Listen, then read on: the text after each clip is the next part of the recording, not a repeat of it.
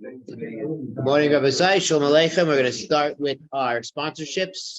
We have a Monday sponsorship for Talmud Torah by Bracha Strimber in memory of Avram ben Kalman Eliezer Levi Zol by Ayal and Sarah Steinberg. It is close for Shlema for Shulamis Bas Susha. A Daf Yomi sponsorship by Greg and Rachel Leviton in honor of a silver and the entire Daf Chevra upon completing an incredible and exciting Maseches Nedarim. That's old. Okay, so it's on here. It's on here. Well, Greg, we appreciate you anyway. It's still going. Of course, it's got a shout out to all the Magidei Shir and your sponsorship. So Chazak and Ruch, thank you, Saeed. Let's give the mitzvahs. Today's daf is Nazir 21, Nazir Chaf Aleph. We were beginning at the Gemara on 20b. So the Gemara at the bottom. Yesterday we started a new parak and a new Mishnah, and the Mishnah said, "Mi she'amar reidi Nazir v'shama chaver amar va'ani va'ani." So as we're going to examine today, one guy says, I'm going to be a Nazir, and he's got two buddies there. And the first buddy says, Va'ani. Then the second buddy says, Va'ani. So guess what? How many Nazirim we have now? We got 3 Nazirim now. So we're going to examine how that works today. What are the mechanics of this? What is the time frame of this event? And Baruch Hashem, we got the daf from Eretz Yisrael yesterday. I'm happy that yesterday Rabbi Silber didn't mention the Ramban. There was a very scary Ramban. So yesterday's daf, remember, we had, if someone was a Nazir outside of Eretz Yisrael and came to Eretz Yisrael, they have to do it again. At least according to Basil, do the whole thing again. There's a Ramban who says all the mitzvahs we do in Chutz La'aretz are practice.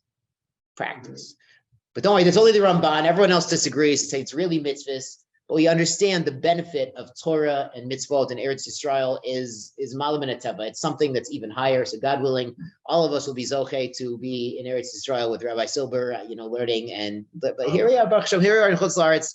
We're going to do our best to bring the kedusha of Eretz Yisrael and Yerushalayim here wherever we are. And Baruch Hashem, we're very excited to have had Torah from Eretz Yisrael. And now we're at the Gemara on 20b. So the Gemara says we're examining again. The first man says, I'm a Nazir, and Va'ani Vani. So 2 more guys. Everyone's a Nazir now. Yasiv, Reish Lakish, Kamei, Drebi, Yehuda, Nisia. Hold on. This is Reish Lakish. Who does Reish Lakish learn with? Rabbi Yochanan. Does Reish Lakish always learn with Rabbi Yochanan? So what's he doing here with Rabbi Yehuda, Nisia? Anybody? So there's a Gemara in Bava Metzia. And I tell you, we're starting Bava Metzia in 1 year. So this is like, you're in 1 year, Rabbi say, remember this, in 1 year, starting Bava Metzia. So then in about 1 year and 3 months, we're going to be in a Socheres Apolim. And in Socheres Apolim, on Daf Pei Dalet in Bava Metzia, they give you a story of how Reish Lakish met Rabbi Yochanan. Famously, Rabbi Yochanan was swimming, and Reish Lakish is like, wow, she's very beautiful. Which only makes sense if you know that Rabbi Yochanan didn't have a beard. He couldn't grow facial hair, so then it makes sense. Rabbi Yochanan says, hey, my sister I'll set you with my sister if you do tshuva, if you return. So what does that mean if you return? Because Reish Lakish was in the mafia. There was a Jewish mafia back then also. So Reish Lakish was in the mafia. He was shaking people down for money. That was his parnasa, okay?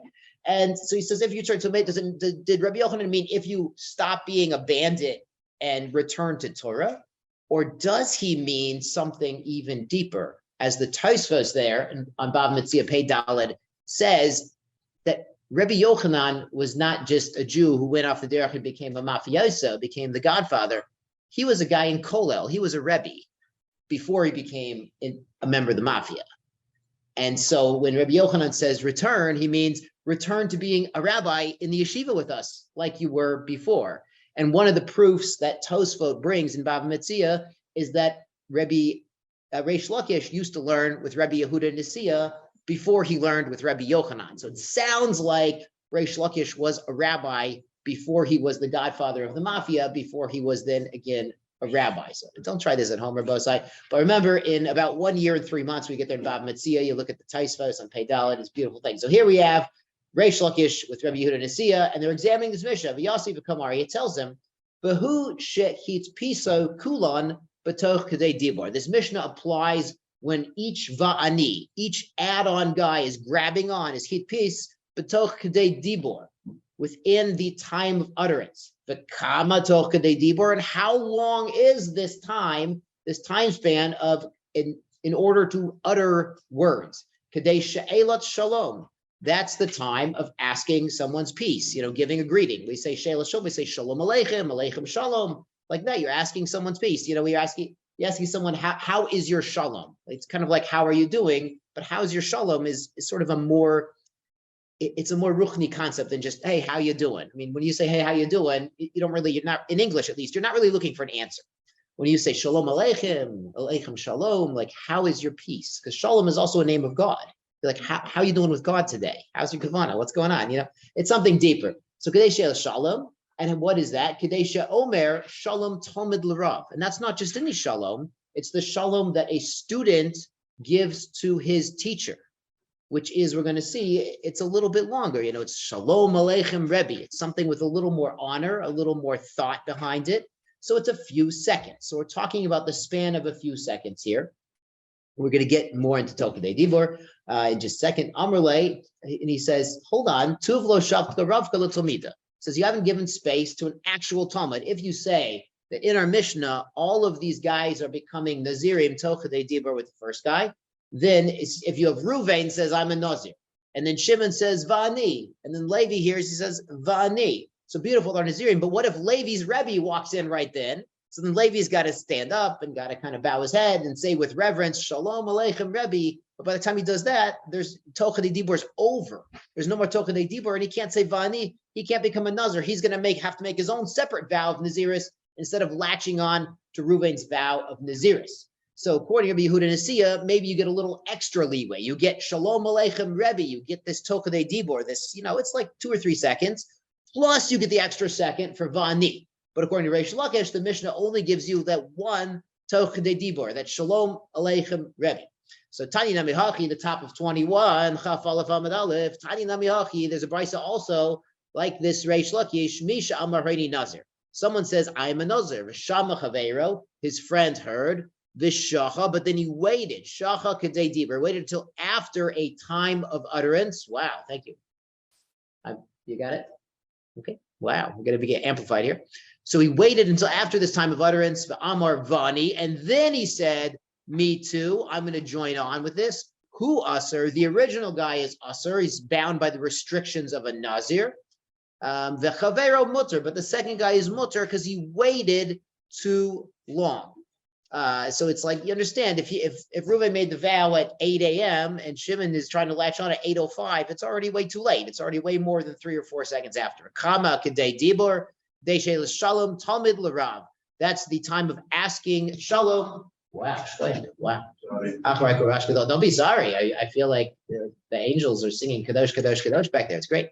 So that's Sheila Shalom, Talmid L'Rav. So that's the asking of peace from a student to his teacher. And the Shulchan Aruch actually mentions this, and I have a Shulchan Aruch in my Pelephone in Sefaria, and they paskin in Yeridea, Reish Mem Beis 242, Lo Yitin Shalom L'Rabo, you shouldn't give a shalom to your Rebbe, Lo Yachzir L'Shalom, or return his shalom if he says Shalom Aleichem first, Kederech Shar Ha'am, like anybody else. You don't just say, hey, how's it going to Rebbe Silver. You understand? There's going to be a hug involved. There's going to be some more, something with more dignity.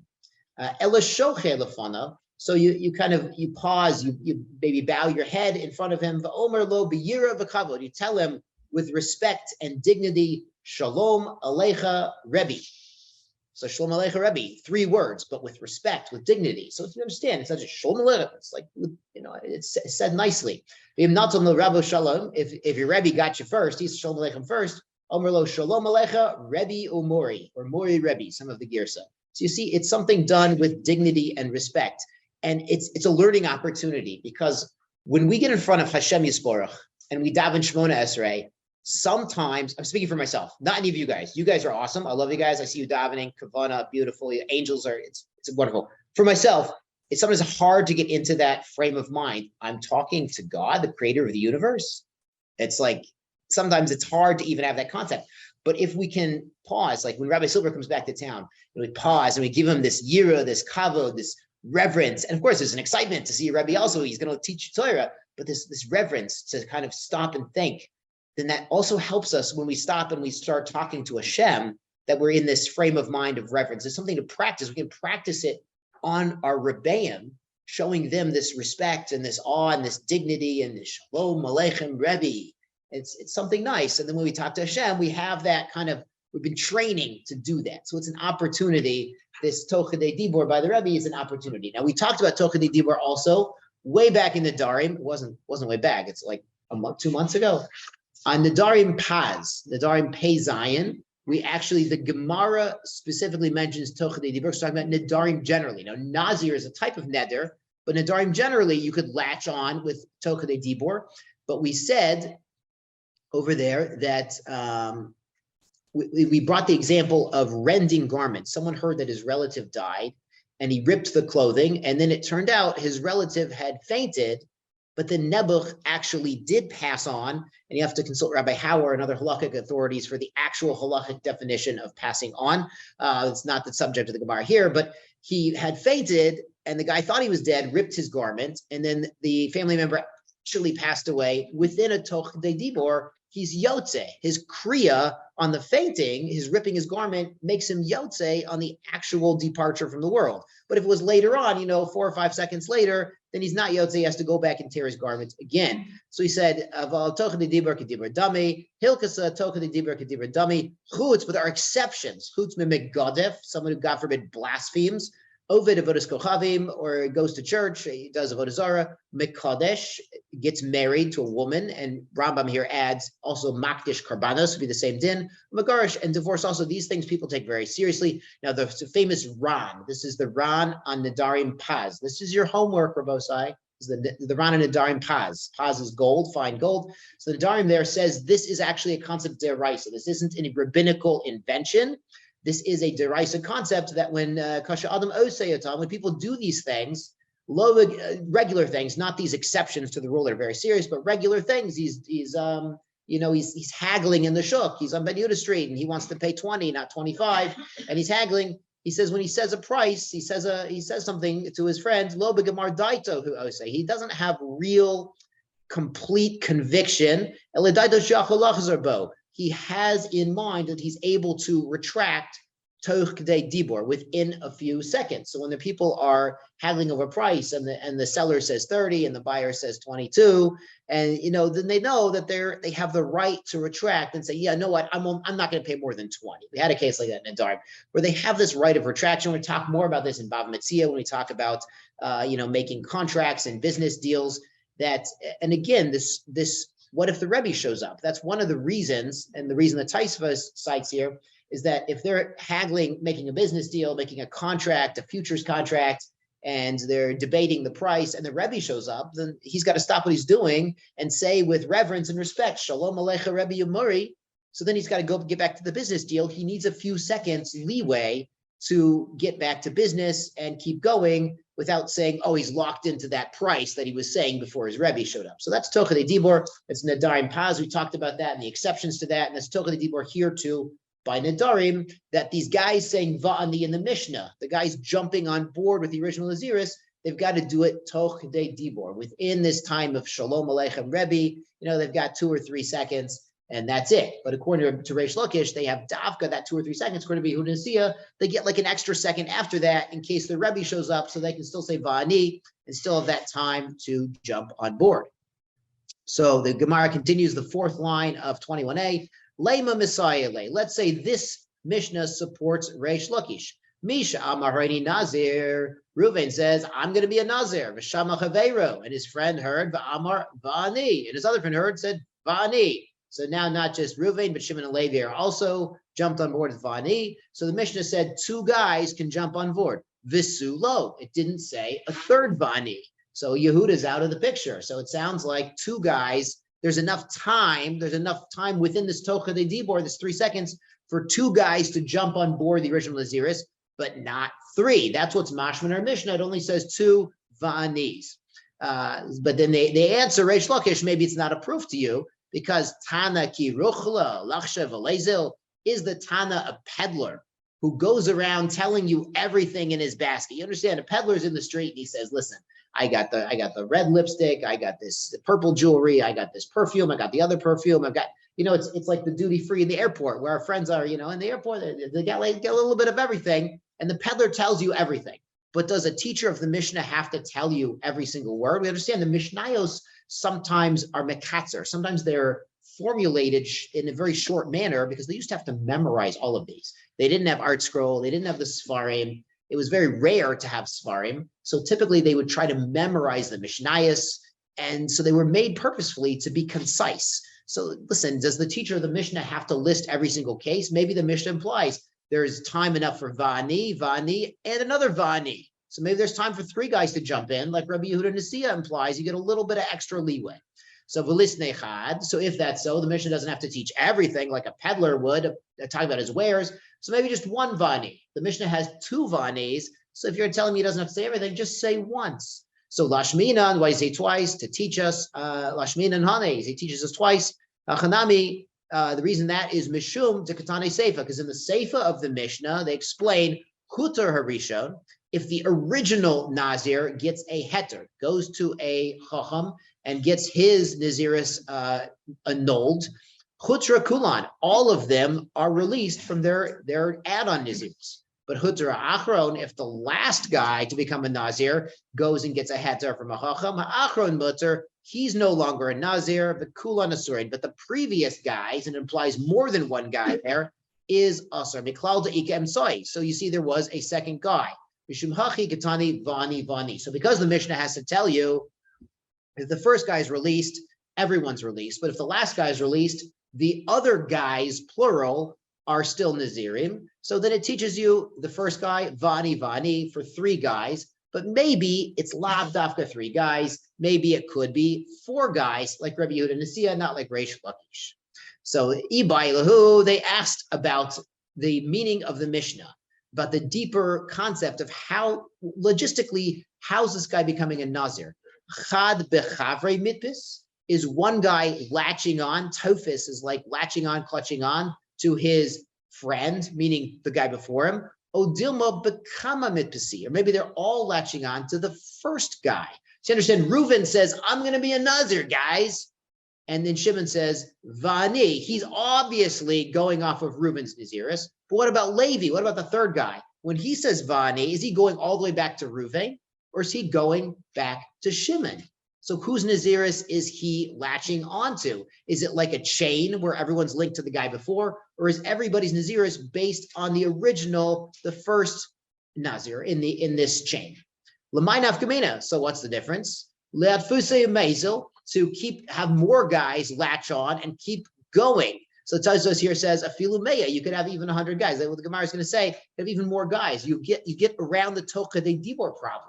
If you have a Tocha de Dibor limitation, that once Reuven says, I'm going to be a Nazir, everyone's got to shout out Vani within Tocha de Dibor in order to latch onto that. But if it's a chain, and Reuven's a Nazir, and you've got 3 seconds, within 3 seconds, Shimon becomes a Nazir. Then within 3 seconds, Levi becomes a Nazir. In 3 seconds, you get Yehuda, you get Yisachar, Zavulun, you can get everybody on board. You can get 100 guys on board from the original Naziris because they all have this Tocha de Dibor, the Shalom Alecha Rebbe time span from the previous guy.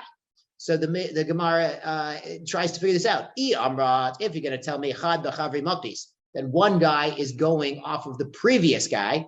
Matpisin va'azlin olam, they could keep going forever, technically. I mean, lav dafka forever, because at some point, you have to have heard the original guy. There's a really interesting Mishnah about the giant Beit Knesset they had in Alexandria, where they were saying Kaddish, and they got up to Amen. They would wave a flag and say Amen. Tosfos has a question on this. He says, if they didn't even hear the Kaddish, how are they saying Amen? Like, does this really make sense? He says it has to be they could hear it a little bit, and they knew what they were up to. They knew what they were saying Amen too. So it has to be at some point this Va'ani, or this Amen, which is also a lashon of being involved in a netter. If you say Amen to someone's netter, it's like, I'm going to do it too. So this Amen or this Va'ani, you have to kind of know what's going on here. You have to know that 1 guy's becoming a Nazir. You can't literally have 1,000 guys saying Va'ani, Va'ani, Va'ani, like a game of telephone, because the last guy, he doesn't know what the first guy was even talking about. But if you have, 1 guy with a microphone and he says, I'm not becoming a Nazir, guys. Don't try this at home. We don't have a temple, right? When we have a temple, bli netter, we can all become Nazirim. It'll be beautiful. But right now we're not doing it. But if 1 guy with a microphone says in front of 1,000 guys that he's going to be a Nazir, then technically, if they all hear, yeah, they could all say Va'ani within Tocha de Dibor, and all of them would be Nazirim. If you say that everyone is going off of the original Naziris, everyone's latching on to Reuven's first declaration of Naziris, you can't latch on after this time span of Kedei Dibur. So you understand, you might get 2 or 3 or 4 guys if they're sharp, if they're fast, if they're Kohanim Zrizim or something, they'll jump in. but after 3 seconds, no one else can jump in because you don't have the chain effect of latching on to the previous guy in the Nazir's chain. Tashma, let's learn from the Mishnah. Hareini Nazir. First guy says he's a Nazir. Shama Chaveiro va'amar va'ani. Va'ani. So then you have the first guy here says, I'm going to be a Nazir too. And the next guy says, me too also. Vitulo. It only teaches 3 guys in total. Midi Shmamina. So we see from here, it implies from the Mishnah that everyone's going off of the first original Naziris. Because it only has 3 guys total. You only really have time, once they realize what's going on and they make a decision, even if they make a decision quickly, that takes a second also. There's reaction time to consider, and then they have to actually get the words out. So it's a few seconds already. You only have time for 2 guys to latch on to the first guy. So you see they're going on to the first guy.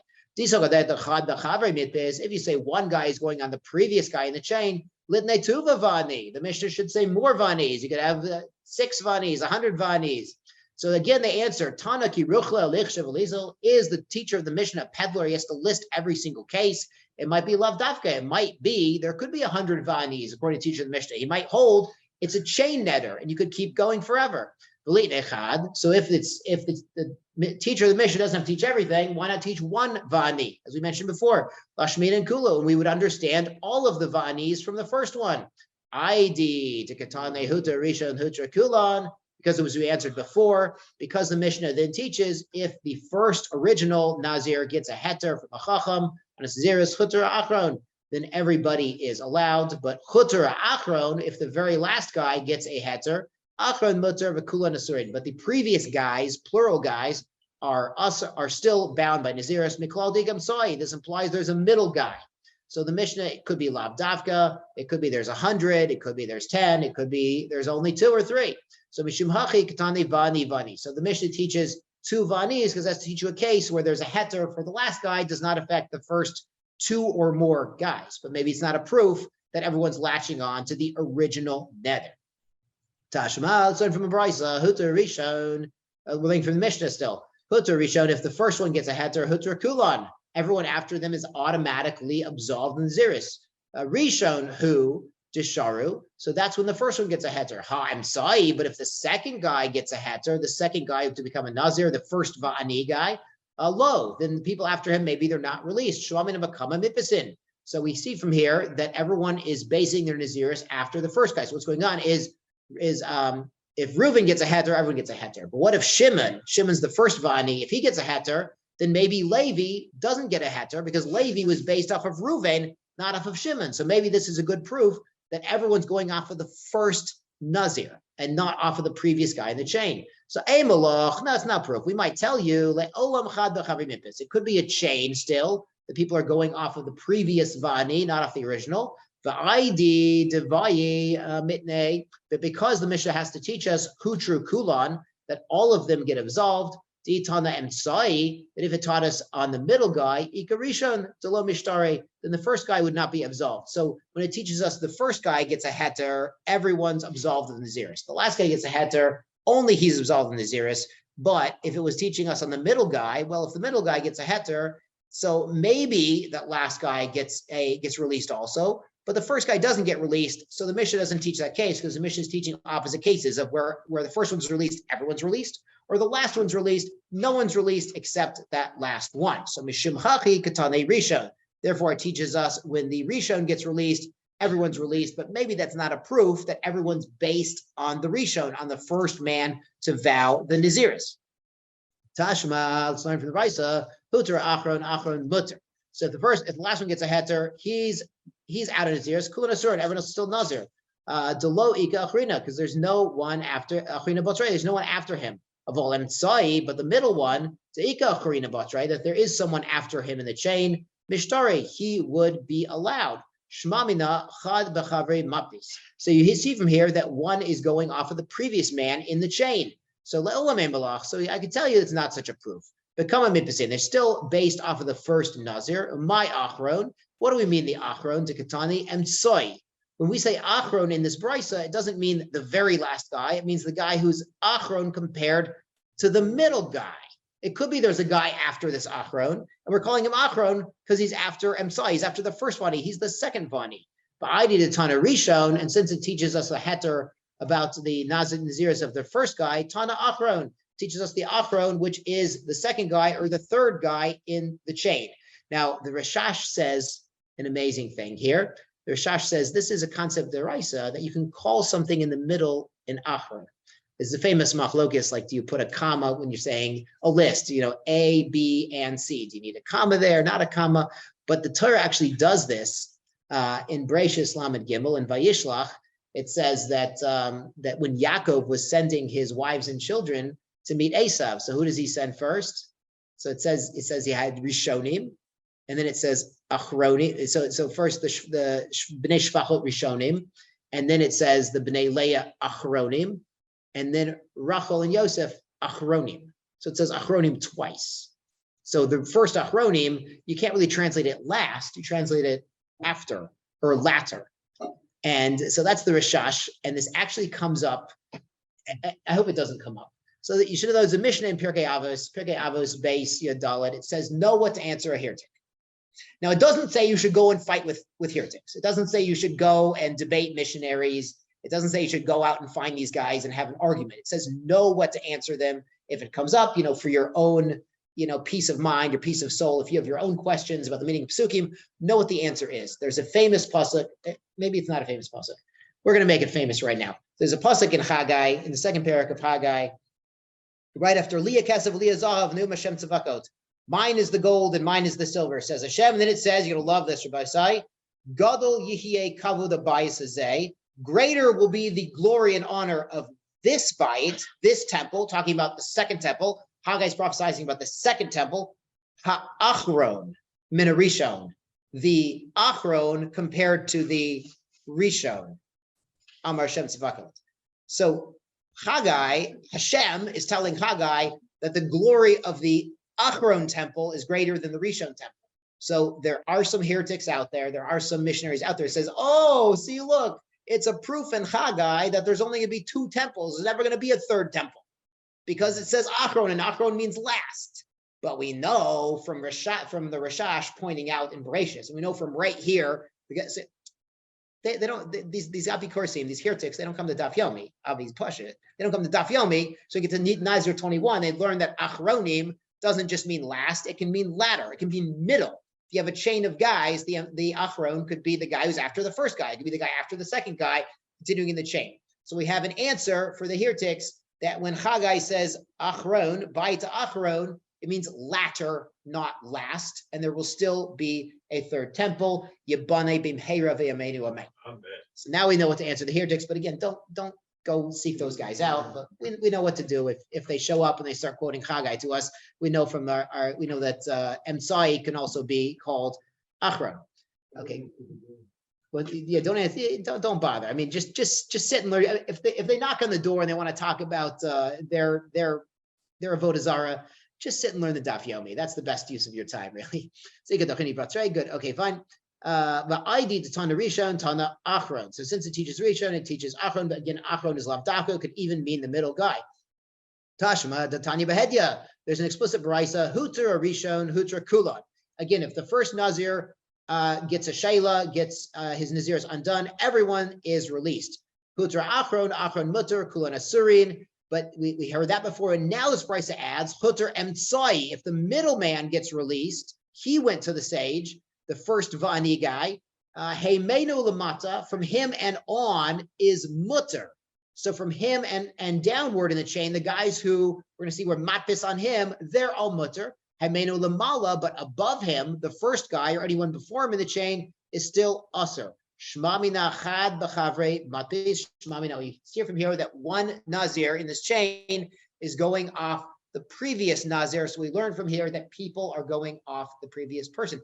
This is an amazing case psychologically for all the psychologists out there, and I know we have some in the audience, that peer pressure can be from one person. So, the first Nazir, he says, I'm going to be a Nazir. And people start thinking, wow, maybe I'm going to join him. Maybe this guy is a gadol, he's a rebbe, he's someone very chashuv. They want to join him. But sometimes you need a lot of people before some people will change their mind and respond to that peer pressure. Sometimes when we see someone doing things, positive things in a group, we're more likely to jump in. So there's definitely a value to being the innovator, to being the first person out there to to take on, some extra learning, some kind of stringency, some kind of tzedakah. There's a value to being the first person, but we see from here there's also a value to being the second person and the third person, because every man that adds to this chain of Naziris, it provides another opportunity for more men to jump in. It provides a new tocha de dibor and new, just a little more peer pressure. If there's 2 guys doing something, maybe you don't want to join. But if there's 5 guys doing something, that already looks pretty good. And here we're in Daf Yomi, and we got 25, 30 guys. We got another 30 guys online. We got 50 guys are going to watch it afterwards. We got guys on the airplane who are going to learn the Daf Yomi. When there's a lot of people jumping in on something, it kind of gives us a little bit more inspiration to jump in as well. So yeah, there's a value to being the first guy, the innovator, but there's also a value to being the Vani guy.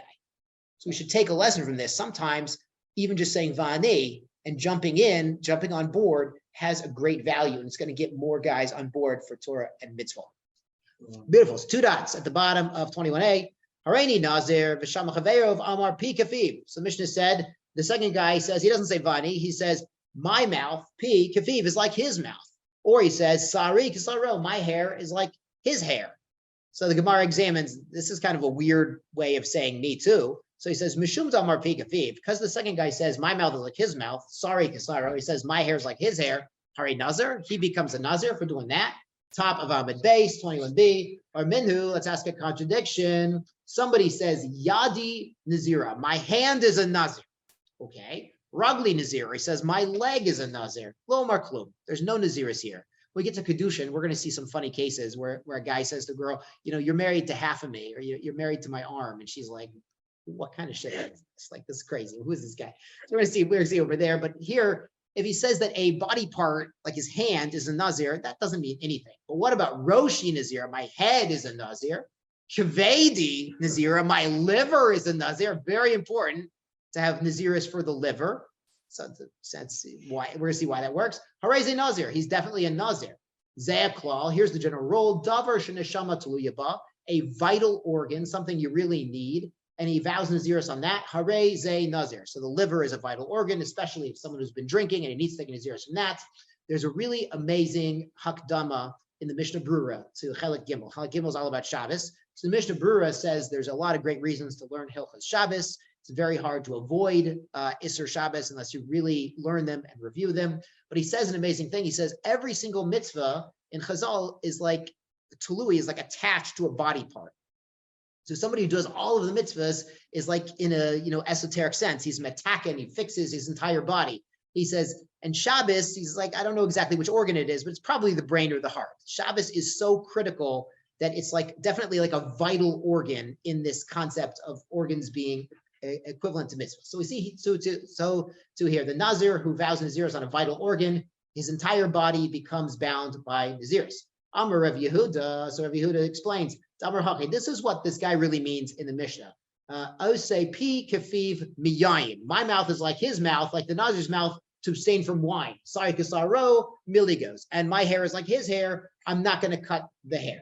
So he's being a little more explicit. So the Mefarish here, the Rashi here says he says those words. So it says that's the understanding. He doesn't even have to say those words. He can say pi kafiv, and we understand since he's talking about a Nazir, a guy who just declared himself Nazir. He means from wine, and he becomes a full-fledged Nazir, even though he's talking about his hair or his mouth. So Hareini Nazira, the wife says, I'm going to be a Nazira. The Shema Bala, and the husband hears the Amar Vani, and he says, me too. Eno Yachol Lahafer. He can no longer do Hafara, annulment, that a husband is entitled to annul the vows of the wife or daughter. Ibailahu, so they asked, Baal Me'akar Akar, when a husband annuls vows, is he Oker? Meaning, does he uproot the entire vow as if it never existed, it was never chal? O Dilma Megiz Guys, or maybe he cuts it off from where it was now, but it actually happened, it took effect, and then he's canceling it after it took effect. Lamai nafkamina, what difference does it make about how we think of, how we conceive of the husband's hafara annulment power? Leisha shenadra benazir, a woman became a nazira v'shama chaverta, and again, peer pressure is a powerful thing, Rabbosai. Her friend is there, and she says, Vani. So now we have two Nazirot, two female Naziras, Shama Bala, but then the husband, Shel Rishona, of the first girl hears, for law, and he annuls it. Now he's not just being a jerk here. He's like, I know she likes to drink the wine. I know she goes to funerals.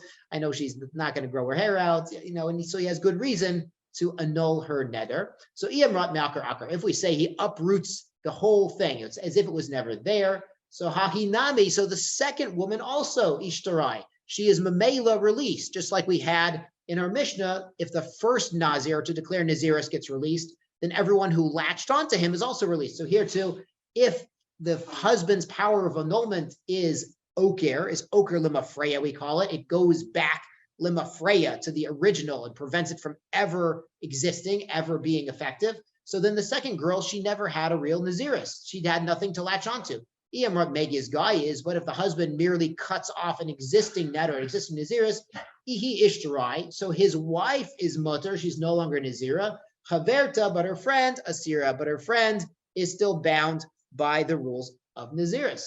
So what is the actual situation here? Tosfos does explain that when we say a shelas chacham, we talked about this in the Darim, there's a difference between going to a sage, or what we do, Erev Yom Kippur and Erev Rosh Hashanah, is we convene a bezdin. We get 3 guys together, some people like 10 guys together, but you get 3 guys, you have a bezdin already, so you don't need an expert. So I will tell you, you should understand, the 3 guys who are annulling Nedarim should understand, if you've been to Daf Yomi, you're good. But the guys who are annulling your neder should understand what a neder is, what harata is. Harata is remorse. What a petach is, like a reason to annul. They should understand the very basic concepts of Nedarim. They don't have to be an expert, but to understand the basic concepts, they should.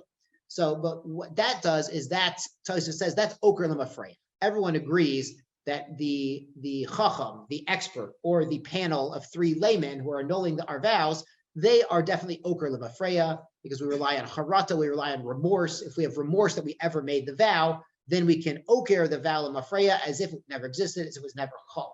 But by the husband, there's some debate over if his hafara, his annulment, remember hafara and hatara, 2 different concepts. The chacham or the bezdin does hatara, release, and that can be lemafreya for sure. And the husband's hafara power, maybe that's only mikanal haba. Maybe that's only from now on.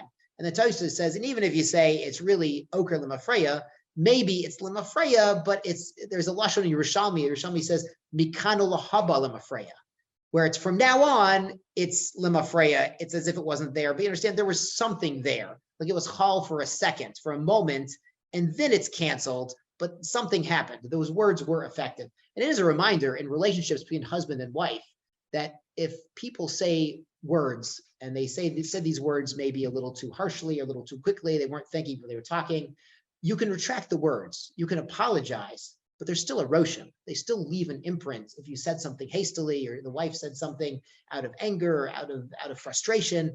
So sometimes, silence is golden. And Pirkei Avos says, I didn't find anything better for the goof than shtika, than silence. Sometimes it's better to wait and hold your peace and talk when you're less angry, because even if the words can be annulled, even if you have hafara for the words, they still make erosion. So let's figure it out. So the Gemara is going to analyze, is it oker when the husband does annulment? Is it oker, or is it megiz goyis? So Tashma, so let's learn from the Mishnah, Hareini Nazira. She says she's Nazira, Shama Baila, the husband hears, Amar Vani, he says, me too. Eino Yachal Hafer. He can no longer annul her vow. If you tell me the husband cuts off the existing vow, Leifer Lishto, why can't he annul the wife? The Hulitzar, he'll still be a Nazir, because he latched on his Va'ani, his Va'amein, he said when she was actually a Nazira. But he could then cut off her Naziris. After the fact, he'd still be a Nazir, and she wouldn't. Is actually a reminder, hashkafically, sometimes if a husband wants to be machmir, sometimes that's good for you, but not so good for your family. So if you want to go out there and no longer rely on the Eruv and say, I'm not going to carry the Eruv, but you've got a baby who needs a stroller at home, then your wife would be trapped at home if you say that she should have the same chumrah. So when you're having a chumrah, sometimes you have to be sensitive to the needs of others, even if it's something you need, even if you need the chumrah personally. But to impose it on every member of your family, maybe not a good idea. So a little reminder that.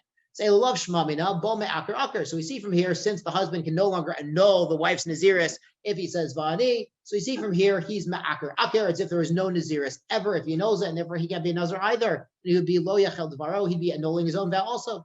Lo le'olam megas, guys. It could be he does cut it off after the fact. Didn't delay for law. So really, he should be able to mefer her netter of Naziris even after he says Vani and jumps on. Time of the Lomatzi mefer. What's the reason he can't mefer after he says Vani and jumps on to Nazirhood also? Came to Amar Levani when he says Vani, Kamanda Amar Kayim Lechidami. It's as if he's saying, I am Mekayim, I am what's the word, authorizing, or what is it? What is it? Affirming. I love that. Affirming. Thank you, Said. Affirming the vow. As we saw in the Darim, if the husband, Ishaya Kamena, Ishaya Freno, the husband can annul, but the husband can also affirm. And once he affirms, he can no longer annul.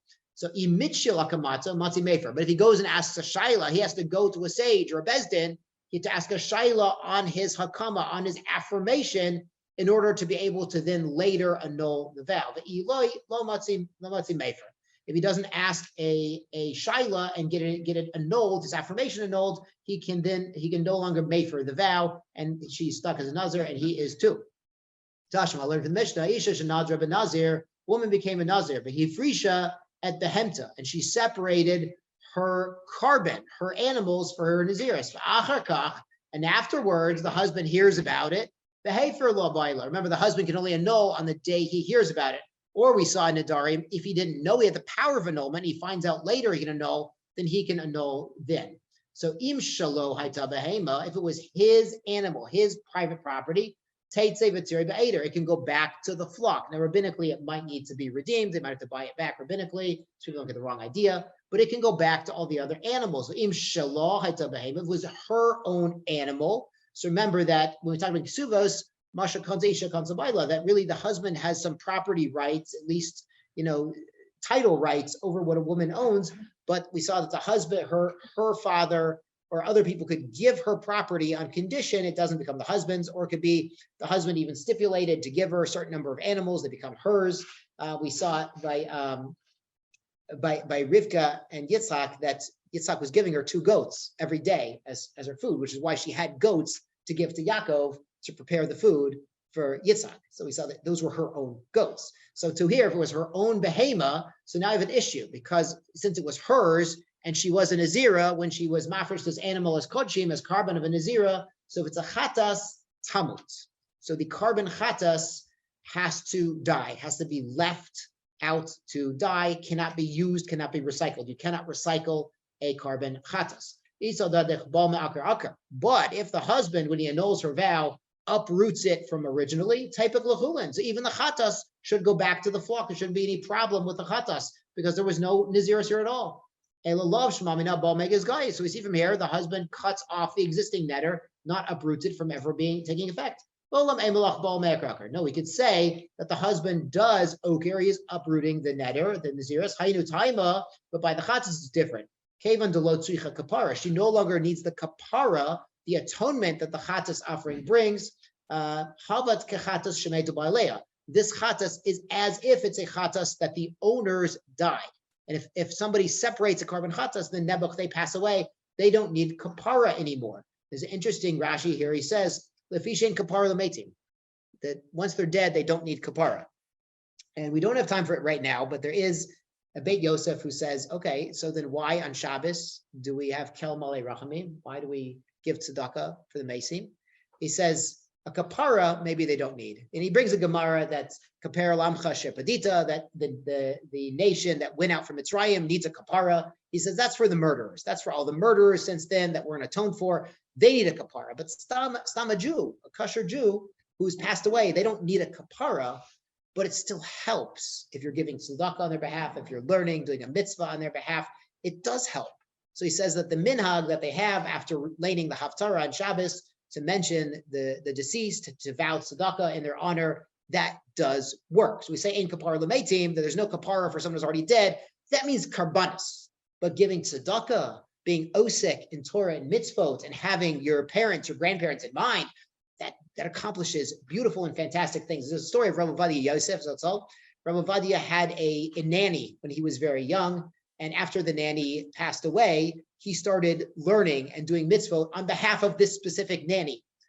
After a week, she came to him in a dream and she said, please stop, because every time I meet my friends in this level of Gan Eden, you keep davening and doing mitzvot and Torah for me, and I keep going up to higher levels of Gan Eden. So I can't make friends here. It's very hard for me. So you've already lifted me up very high. Only Rav Vadia Yosef could say like this because it's obviously true. So she was telling him, stop elevating my neshama, please. I got to make friends here in Gan Eden. It's an amazing thing. Only Rav Vadia could. It's just really amazing. Okay, good. Back to the Gemara for a couple minutes. Lotzuka kapara. She doesn't need a kapara anymore because her net darim is gone. Chatash shmeta ba'aleya. Gemiri, we have a Masora. Chatash shmeta ba'aleya. Tamus. A chatas where the owners died has to be left out to die. Tashma isha shenadra ben Nazir v'haita shota yayin. She became a Nazir and she was drinking wine. Matam meitim or going to a funeral. Hareze sefegas arbayim. She should get lashes. Eichidami. What's the case? Ilim adolo hefer labayil. If the husband did not annul her naziris, of course she gets lashes. And Peshita the Hafer law. Obviously, he annulled her, but she still get lashes. So why? So Hafer labal Isagadata bal makar aker. If he limafreya uproots the vow from ever existing, and my sevegas abayim, why should she get lashes at all? Elav shmamina bal megas guys. We even see from here the husband cuts off the neder, and that's why she still gets lashes, even though he later annulled the vow. She was a nazira at the time she was drinking wine and becoming tameh. So the Gemara says, "Lo'olam emelach bal me'akar." Could be he does uproot it, mishum dekatani seifa, but the end of that brisa teaches, "Hey for la bal if the husband annuls her vow of naziris, v'hilo yada, and she didn't know she was annulled, so she was doing these problematic activities without knowing the annulment. She does not get whipped because she's been annulled. Tanami Reisha, so Vegas. So to the Reisha teaches that she does get whipped in the opposite case, where she was not annulled by her husband. Shkoyach Ravosai and Zai Gesund. Remember when the heretics come to the door, just learn the daf, Yomi.